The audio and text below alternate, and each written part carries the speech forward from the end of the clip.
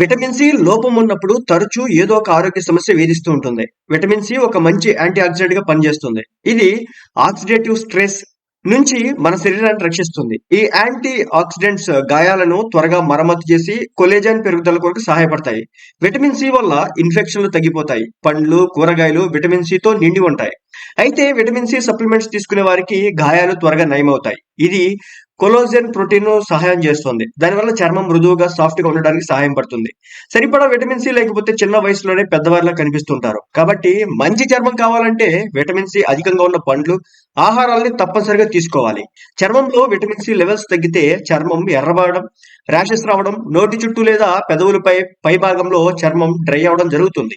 ఇది కూడా vitamin C లోపం సంకేతంగా చూడొచ్చు. ఇక ఈ విటమిన్ రక్త సరఫరా మెరుగ్గా ఉండడానికి సహాయం చేస్తుంది.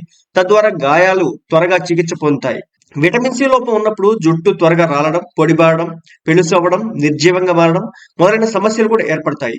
జుట్టు బలహీనమయ్యి రాలిపోతుంది. రెగ్యులర్ జుట్టు పలచబడుతుందంటే గనక విటమిన్ సి లోపం ఉందని మీరు గమనించవచ్చు. చిగుళ్ళ సమస్యలు, వాపులు, రక్తస్రావం వంటి ఇతర సమస్యలు కూడా వస్తాయన్నమాట. అంతేకాక దంతాలకు సంబంధించిన సమస్యలు కూడా ఏర్పడతాయి. దాంతో దంతాలు వదులుగా మారడం లేదా ఊడిపోవడం జరుగుతుంది. దీంతో పాటు రక్తహీనత కూడా వచ్చి రక్తంలో ఐరన్ తగ్గుతుంది.